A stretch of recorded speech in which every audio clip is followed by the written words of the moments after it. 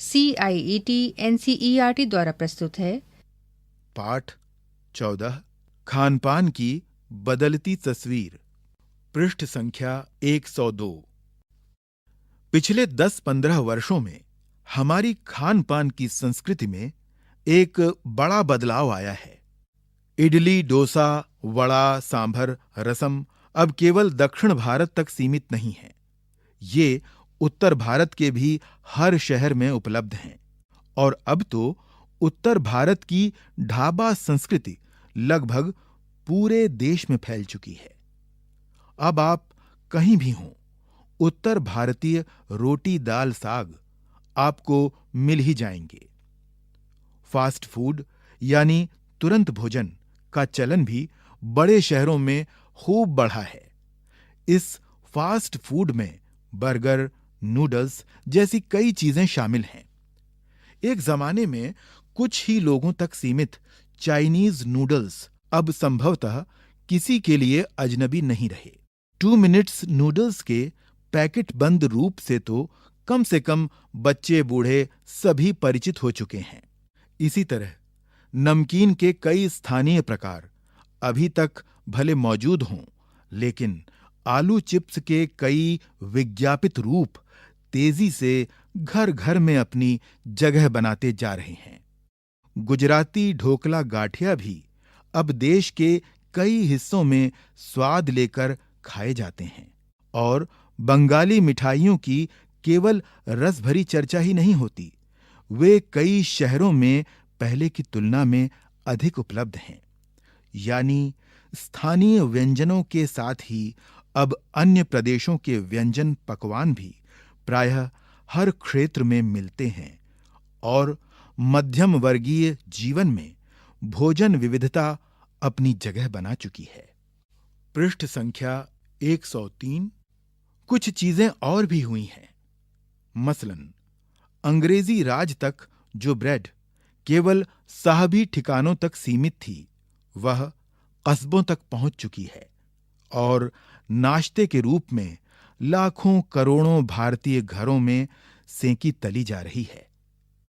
खान पान की इस बदली हुई संस्कृति से सबसे अधिक प्रभावित नई पीढ़ी हुई है, जो पहले के स्थानीय व्यंजनों के बारे में बहुत कम जानती है, पर कई नए व्यंजनों के बारे में बहुत कुछ जानती है। स्थानीय व्यंजन भी तो अब घटकर कुछ ही चीजों तक सीमित रह गए हैं। बंबई की पाव भाजी और दिल्ली के छोले कुलचों की दुनिया पहले की तुलना में बड़ी जरूर है, पर अन्य स्थानीय व्यंजनों की दुनिया में छोटी हुई है। जानकार ये भी बताते हैं कि मथुरा के पेड़ों और आगरा के पेठे नमकीन में अब वह बात कहां रही। यानी जो चीजें बची भी हुई हैं, उनकी गुणवत्ता में फर्क पड़ा है। फिर मौसम और ऋतुओं के अनुसार फलों, खाद्यान्नों से जो व्यंजन और पकवान बना करते थे, उन्हें बनाने की फुर्सत भी अब कितने लोगों को रह गई है।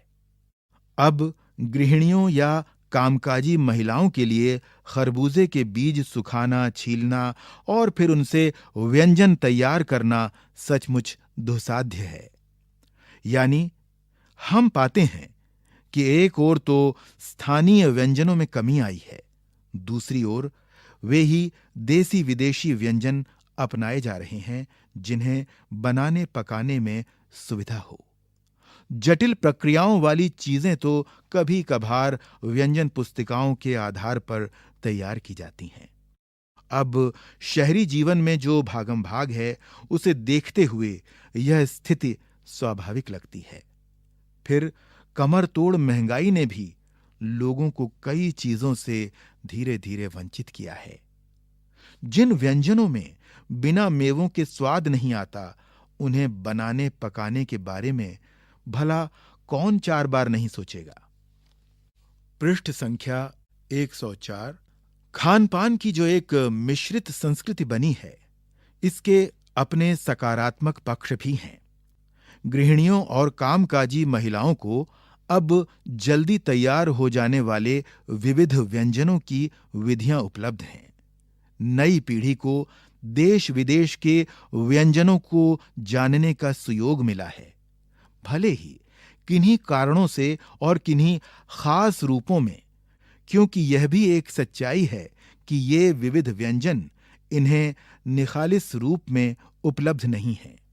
आजादी के बाद उद्योग धंधों, नौकरियों, तबादलों का जो एक नया विस्तार हुआ है, उसके कारण भी खान पान की चीजें किसी एक प्रदेश से दूसरे प्रदेश में पहुंची हैं। बड़े शहरों के मध्यम वर्गीय स्कूलों में जब दोपहर के टिफिन के वक्त बच्चों के टिफिन डिब्बे खुलते हैं, तो उनसे विभिन्न प्रदेशों के व्यंजनों की एक खुशबू उठती है। हम खान पान से भी एक दूसरे को जानते हैं। इस दृष्टि से देखें तो खान पान की नई संस्कृति में हमें राष्ट्रीय एकता के लिए नए बीज भी मिल सकते हैं। बीज भली भांति तभी अंकुरित होंगे जब हम खान पान से जुड़ी हुई दूसरी चीजों की ओर भी ध्यान देंगे। मसलन हम उस बोली बानी, भाषा भूषा आदि को भी किसी न किसी रूप में ज्यादा जानेंगे जो किसी खान पान विशेष से जुड़ी हुई है। इसी के साथ ध्यान देने की बात यह है कि स्थानीय व्यंजनों का पुनरुद्धार भी जरूरी है, जिन्हें अब एथनिक कहकर पुकारने का चलन बढ़ा है। ऐसे स्थानीय व्यंजन केवल 5 सितारा होटलों के प्रचारार्थ नहीं छोड़ दिए जाने चाहिए। 5 सितारा होटलों में वे कभी कभार मिलते रहें, पर घरों बाजारों से गायब हो जाएं तो यह एक दुर्भाग्य ही होगा। अच्छी तरह बनाई पकाई गई पूड़ियां, कचौड़ियां, जलेबियां भी अब बाजारों से गायब हो रही हैं। मौसमी सब्जियों से भरे हुए समोसे भी अब कहाँ मिलते हैं। उत्तर भारत में उपलब्ध व्यंजनों की भी दुर्गति हो रही है। पृष्ठ संख्या 105। अचरज नहीं कि पहले उत्तर भारत में जो चीजें गली मोहल्लों की दुकानों में आम हुआ करती थीं, उन्हें अब खास दुकानों में तलाशा जाता है। यह भी एक कड़वा सच है कि कई स्थानीय व्यंजनों को हमने तथाकथित आधुनिकता के चलते छोड़ दिया है और पश्चिम की नकल में बहुत सी ऐसी चीजें अपना ली हैं जो स्वाद, स्वास्थ्य और सरसता के मामले में हमारे बहुत अनुकूल नहीं हैं। हो यह भी रहा है कि खान पान की मिश्रित संस्कृति में हम कई बार चीजों का असली और अलग स्वाद नहीं ले पा रहे। अक्सर प्रीति भोजों और पार्टियों में एक साथ ढेरों चीजें रख दी जाती हैं और उनका स्वाद गड्ड-मड्ड होता रहता है। खान पान की मिश्रित या विविध संस्कृति हमें कुछ चीजें चुनने का अवसर देती है। हम उसका लाभ प्रायः नहीं उठा रहे हैं। हम अक्सर एक ही प्लेट में कई तरह के और कई बार तो बिल्कुल विपरीत प्रकृति वाले व्यंजन परोस लेना चाहते हैं। इसलिए खान पान की जो मिश्रित विविध संस्कृति बनी है और लग यही रहा है कि यही और अधिक विकसित होने वाली है, उसे तरह तरह से जांचते रहना जरूरी है। लेखक प्रयाग शुक्ल। पृष्ठ संख्या 106। प्रश्न अभ्यास। निबंध से प्रश्न 1। खान पान की मिश्रित संस्कृति से लेखक का क्या मतलब है? अपने घर के उदाहरण देकर इसकी व्याख्या करें। प्रश्न 2। खान पान में बदलाव के कौन से फायदे हैं? फिर लेखक इस बदलाव को लेकर चिंतित क्यों है? प्रश्न 3। खान पान के मामले में स्थानीयता का क्या अर्थ है? निबंध से आगे। 1। घर में बातचीत करके पता कीजिए कि आपके घर में क्या चीजें पकती हैं और क्या चीजें बनी बनाई बाजार से आती हैं। इनमें से बाजार से आने वाली कौन सी चीजें आपके माँ पिताजी के बचपन में घर में बनती थीं। 2। यहां खाने पकाने और स्वाद से संबंधित कुछ शब्द दिए जा रहे हैं। इन्हें ध्यान से सुनिए और इनका वर्गीकरण कीजिए। शब्द हैं उबालना, तलना, भूनना, सेंकना, दाल, भात, रोटी, पापड़, आलू, बैंगन, खट्टा, मीठा, तीखा, नमकीन, कसैला। इनका 3 प्रकार से वर्गीकरण करना है। पहला, भोजन। दूसरा, कैसे पकाया। तीसरा, स्वाद। 3, छौंक, चावल, कढ़ी। इन शब्दों में क्या अंतर है, समझाइए। इन्हें बनाने के तरीके विभिन्न प्रांतों में अलग अलग हैं। पता करें कि आपके प्रांत में इन्हें कैसे बनाया जाता है। 4, पिछली शताब्दी में खान पान की बदलती हुई तस्वीर का खाका खींचें तो इस प्रकार होगा। सन 60 का दशक, छोले भटूरे। सन 70 का दशक, इडली डोसा। सन 80 का दशक, तिब्बती या चीनी भोजन। सन 90 का दशक, पिज्जा या पाव भाजी। इसी प्रकार आप कुछ कपड़ों या पोशाकों की बदलती तस्वीर का खाका खींचिए। 5, मान लीजिए कि आपके घर कोई मेहमान आ रहे हैं जो आपके प्रांत का पारंपरिक भोजन करना चाहते हैं। उन्हें खिलाने के लिए घर के लोगों की मदद से एक व्यंजन सूची यानी मेन्यू बनाइए। पृष्ठ संख्या 107, अनुमान और कल्पना। 1, फास्ट फूड यानी तुरंत भोजन के नफे नुकसान पर कक्षा में वाद विवाद करें।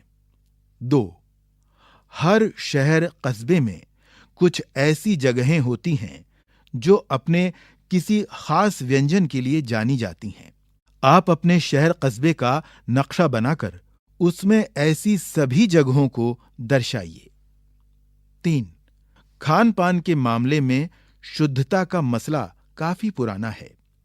आपने अपने अनुभव में इस तरह की मिलावट को देखा है। किसी फिल्म या अखबारी खबर के हवाले से खान पान में होने वाली मिलावट के नुकसानों की चर्चा कीजिए। भाषा की बात। 1, खान पान शब्द खान और पान 2 शब्दों को जोड़कर बना है। खान पान शब्द में और छिपा हुआ है। जिन शब्दों के योग में और, अथवा, या जैसे योजक शब्द छिपे हों उन्हें द्वंद्व समास कहते हैं। यहां द्वंद्व समास के कुछ उदाहरण दिए गए हैं। इनका वाक्यों में प्रयोग कीजिए और अर्थ समझिए। उदाहरण है सीना पिरोना, भला बुरा, चलना फिरना, लंबा चौड़ा, कहा सुनी, घास फूस। 2, कई बार एक शब्द सुनने या पढ़ने पर कोई और शब्द याद आ जाता है। आइए शब्दों की ऐसी कड़ी बनाएं। यहां शुरुआत की गई है, उसे आप आगे बढ़ाइए। कक्षा में मौखिक सामूहिक गतिविधि के रूप में भी इसे दिया जा सकता है। इडली दक्षिण, केरल, ओणम, त्योहार, छुट्टी, आराम। अब इसे आप आगे बढ़ाइए। कुछ करने को, उन विज्ञापनों को इकट्ठा कीजिए जो हाल ही के ठंडे पेय पदार्थों से जुड़े हैं। उनमें स्वास्थ्य और सफाई पर दिए गए ब्यौरों को छांटकर देखें कि हकीकत क्या है। अभी आप सुन रहे थे ये पाठ। प्रस्तुति CIET NCERT, नई दिल्ली, भारत।